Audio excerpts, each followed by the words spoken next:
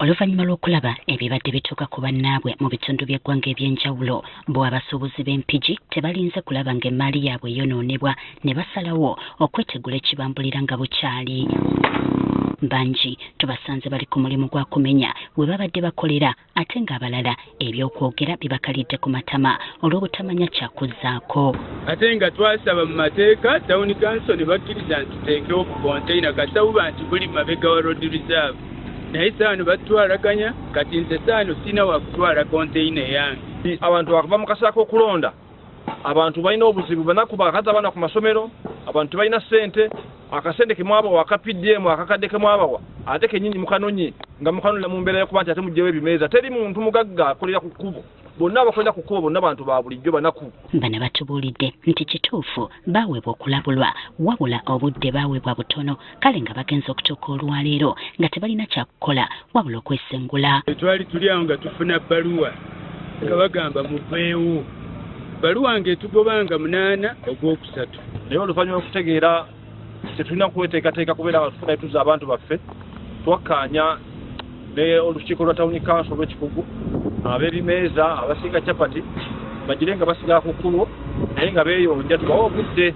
Kati waliwo ekifo ekisangibwa ku luguudo lwa Mpigi Kalagala. Bano basuubira okudda kyokka tebamanyi oba tebaagobwewo. Bo abaafunawo dde ebifo babalabudde obuteetantala kugezaako kusaalimbira mu kitundu kyabwe na mize gyabwe naddala egy'obubbi. Babadde batuwa naffe tulina abantu be twapangisa nga tutaddewo konteyina ezo. Kaakati ate balina enkola gye baakoze betwapangisa ebifo batugala tubaddize ssente, era abamu bagenda kutusiba mugenda kutujja mugenda tusiŋŋaana nga batusibye mu makomera. Abantu betwapangisa batugamba mutuddize ssente. Era bwe tuli wano tuli mu kasatiro tetunafuna bifo we tulaga wali we tweyiiza naye nga konteyina twazimba nga tebuli mu road reserve. Ekyokwerabiikirivu nze babadde bantiisa ekiziwa zonna tulaba nti wakalunayisa bannimizo ne batutwala.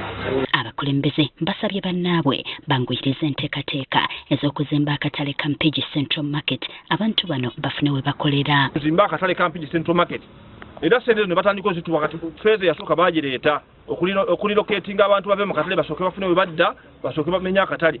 Twali betugumiikiriza mu katono omwaka gumu bwe guti bazimbe akatale bakamalirize tusengule abantu batune tubateeka. Ate yamyuka RDC w'Empigi Sadi Mwanje Muteesansira agumiza bannampigi nti wadde ng'embeera yakunyigiriza bakkirize bagondera amateeka kubanga bulijjo enkulaakulana ejja n'okunyigiriza. Mbasaba mugende muggyeko ebintu byaffe, konteyina zaffe tuzisengule, ebintu byaffe bitukoleddeko development eziko tuzisengule tuziteeke mu bifo ebiri gazetted mu bifo ebirala okusobola okukuuma ebintu byaffe. RDC asuubiza ng'ebyokwerinda eri emmaali y'abasuubuzi bano bwe bitalina kubeeraliikiriza.